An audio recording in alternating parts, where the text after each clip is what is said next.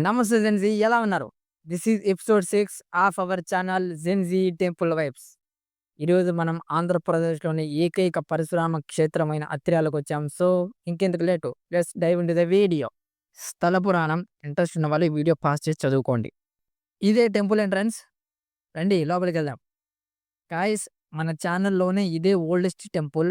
Almost 2000 years 2000 సంవత్సరాలు. 2000 సంవత్సరాల నాటి రోమన్ కాయిన్స్ దొరికాయండి ఇక్కడ. మనం సాధారణంగా అత్తిరాల అంటాం కదా! కాదు. అసలు పేరు హత్యరాల.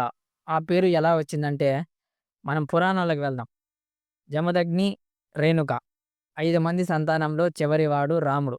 పుట్టినప్పుడు అతని పేరు రాముడంతే. ఒకరోజు రేణుక నీటి కోసం చెరువు దగ్గరికి వెళ్తుంది. అక్కడ గంధర్వుడు అతని భార్యతో కలిసి స్విమ్మింగ్ చేస్తూ ఉంటాడు. అతని పేరు చిత్రరథుడు. ఈ చిత్రరథుడు మహాభారతంలో కూడా వస్తాడు. రేణుక వాళ్ళని చూసి ఎంత హ్యాపీగా ఉన్నారో వాళ్ళని ఒక్క నిమిషం మనసు చెలించింది. మళ్ళీ తేరుకొని నీటిని తీసుకొని ఇంటికి వెళ్ళిపోయింది. జమదగ్ని ఎందుకు లేట్ అయిందని రేణుకని అడుగుతారు. రేణుక జరిగిన విషయమంతా చెప్తుంది. వెంటనే జమదగ్ని తన కొడుకులందరినీ పిలుస్తాడు. మీ అమ్మను చంపేయండి అని చెబుతాడు. నలుగురు మాత్రం నాన్నగారు మా అమ్మను చంపలేమని వెనకడుగు వేస్తారు. కానీ పరశురాముడు మాత్రం వాళ్ళమ్మ తల నరికేస్తాడు. నాన్న మాట వినలేదని తన నలుగురి అన్నలను కూడా నరికి చంపేస్తాడు. జమదగ్ని ఫుల్ ఇంప్రెస్ అవుతారు. పరశురాముని నీకేం కావాలో కోరుకో అని అడుగుతారు జమదగ్ని. అప్పుడు వెంటనే పరశురాముడు మా అమ్మను తిరిగి బ్రతికించండి. అలాగే నా నలుగురు అన్నల్ని కూడా తిరిగి బ్రతికించని అడుగుతారు. ఇలా అమ్మని మరియు అన్నల్ని చంపడం కరెక్టా? ఖచ్చితంగా కాదు. మరి పరశురాముడు అలా ఎందుకు చేశాడు? జమదగ్ని ఎంతటి సమర్థుడో పరశురాముడికి తెలుసు కాబట్టి అలా చేశాడు. జమదగ్ని సామాన్యమైన వ్యక్తి కాదు. సప్త మహర్షుల ఒకడు.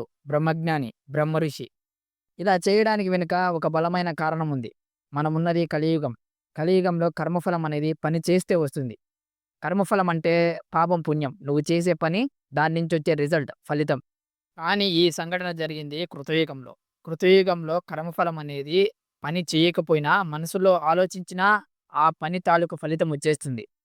దీన్నే యుగధర్మం అంటారు. ఇది ప్రతి యుగానికి మారుతూ ఉంటుంది. అందుకే జమదగ్ని పరశురాముడితో అలా చేయించాడు. So we are lucky. మనం మనసులో అనుకున్న ఆ పని చేస్తే తప్ప మనకు కర్మ ఫలితం రాదు. జమదగ్ని పరశురాముని పాప ప్రక్షాళన కోసం తీర్థయాత్రలకు వెళ్ళమని చెబుతాడు. ఆ తర్వాత పరశురాముడు ఎన్నో తీర్థయాత్రలు చేసి చివరకు ఇక్కడ పాప ప్రక్షాళన జరిగింది. హత్య చేసి పాపం పోయింది కాబట్టి ఈ ప్లేస్‌ని హత్యరాల, అది కాలక్రమంలో అత్తిరాలగా మారింది. ఈ ప్లేస్‌కి ఎలా రావాలంటే రాజంపేట టౌన్ నుంచి కేవలం 5 కిలోమీటర్ల దూరంలో ఉంటుంది. ట్రాన్స్‌పోర్ట్ ఆటో మరియు ఆర్టీసీ బస్సులు అవైలబుల్‌గా ఉన్నాయి. నిజానికి పరశురాముడు పుట్టినప్పుడు అతని పేరు రాముడంతే. అయితే కృతయుగంలో రాజులు అధికారం అడ్డుపెట్టుకొని గర్వంతో విర్రవీగేవారు. భూమికి భారంగా మారారు. భూభారం తగ్గించడానికి శ్రీ మహావిష్ణువు 6వ అవతారంగా బ్రాహ్మణ కుటుంబంలో పరశురాముడు పుట్టాడు. పరశురాముడు నియంత డిక్టేటర్‌షిప్ ఉన్న రాజులందరినీ అణిచివేశాడు. మనమిప్పుడు బహుదా నది ఒడ్డున ఉన్నాం. ఇక్కడే పరశురాముని పాప ప్రక్షాళన జరిగింది. మీరు చూడొచ్చు, చుట్టూ చెయ్యేరు నది. ఇక్కడ ప్రజలు వచ్చి నీటిలో మునిగి వారి పాపాలు పోగొట్టుకుంటారు. నేను కూడా మునిగాను వాటర్‌లో. ఒక్క విషయం గాయ్స్, నువ్వు తెలియక చేసిన పాపాలు పోతాయి తప్ప తెలిసి చేసిన పాపాలు పోవు. వాటి కర్మఫలం నువ్వు అనుభవించాల్సిందే. ప్రతి క్షేత్రానికి ఒక స్థల వృక్షం ఉంటుంది. ఈ క్షేత్రానికి ఈ చెట్టే స్థల వృక్షం, చింత చెట్టు. అత్తిరాల క్షేత్రం యొక్క రథం.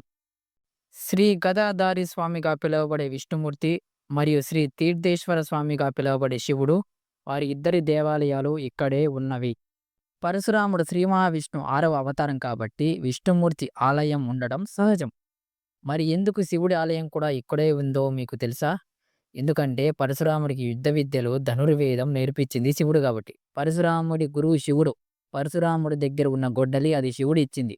పుట్టినప్పుడు రాముడిగా ఉన్న పరశురాముడు గొడ్డలి ధరించినప్పుడు పరశురాముడిగా మారాడు. పరశు అంటే గొడ్డలి అని అర్థం.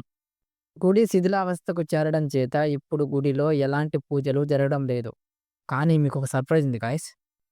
ఇది గాయ్స్ గుడి లోపల భాగం అయితే. గుడి ఆవరణము మరియు పక్కన ప్రాకార గోడ చూడొచ్చు.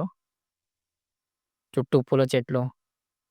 సో గాయ్స్ వీడియో ఇంతవరకు చూసారంటే ఎంతో కొంత నచ్చిందనుకుంటున్నాను. నచ్చితే వీడియో లైక్ చేయండి, షేర్ చేయండి, సబ్స్క్రైబ్ చేయండి. ఇలాంటి మరిన్ని వీడియోస్ మన ఛానల్‌లో వస్తూనే ఉంటాయి. సో ప్లీజ్ సబ్స్క్రైబ్ చేయండి. మరొక సైడ్ గోపురం గాయ్స్. ఇది కూడా శిథిలావస్థకు చేరింది. మరియు ఇక్కడే ధ్వజస్తంభం ఉంది. ధ్వజస్తంభం చూడొచ్చు మీరు. అయితే ధ్వజస్తంభం కొద్దిగా డ్యామేజ్ జరగడం చేత కొద్దిగా ఇలా సపోర్ట్‌తో ఇలా కట్టారనమాట. గాయ్స్ ఇదిగోండి సర్ప్రైజ్. చూసారా? బాగా చూడండి ఒకసారి. కనిపించిందా? సో, గుడి క్లోజ్ చేయడం చేత ఇక్కడ హోల్‌లో ఇలా అరేంజ్ చేశారనమాట. ఇక్కడ ఎవరున్నారో చూద్దాం గాయ్స్. ఓహ్! హనుమాన్.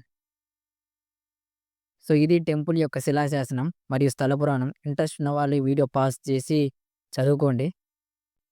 గాయ్స్ ఇదే తాడు టెంపుల్. శివుని గుడి. ఇదే ప్రధాన గోపురం. చూడండి ఎంత పైకుందో టెంపుల్. మనం అంత పైకెక్కాలిప్పుడు. సో, పదండి వెళ్దాం. గాయ్స్ పైకెక్కేసాను. చుట్టూ చూడండి వ్యూ ఎలా ఉందో. ఇదే ప్రధాన గోపురం. మనం కింద నుంచి చూసాం కదా! సో, చూడండి ఒకసారి. Guys temple main entrance. రండి లోపలికెళ్దాం. చుట్టూ చూడొచ్చు గుడి యొక్క నిర్మాణ శైలి మరియు ధ్వజస్తంభం. గుడి లోపలి ఆవరణం గాయ్స్. అక్కడ శివలింగం ఉంది చూడండి. మరి గుడికి అనదర్ సైడ్ ఈ ఈ వ్యూ చూడండి ఒకసారి. రండి లోపలికెళ్దాం. అనదర్ సైడ్ ఇది. సో, ఇది ఎంట్రన్స్ అయితే ఇలా ఉంటుంది. అలాగే ఇక్కడ వాటర్ ఉంది సైడ్‌లో చూడొచ్చు. ఇది గుడి విశాలమైన ఆవరణం అనదర్ సైడ్ ఇది. సో, ఒక రకంగా చెప్పాలంటే బ్యాక్ సైడ్ అనమాట. సో, ఇది ఆవరణము మరి ప్రాకార గోడ. ఫైనల్‌గా చూసారా? సో, గాయ్స్ ఇది వీడియో అయితే మళ్ళీ నెక్స్ట్ వీడియోలో కలుద్దాం. వీడియో నచ్చితే లైక్ చేయండి, షేర్ చేయండి, సబ్స్క్రైబ్ చేయండి. Thank you.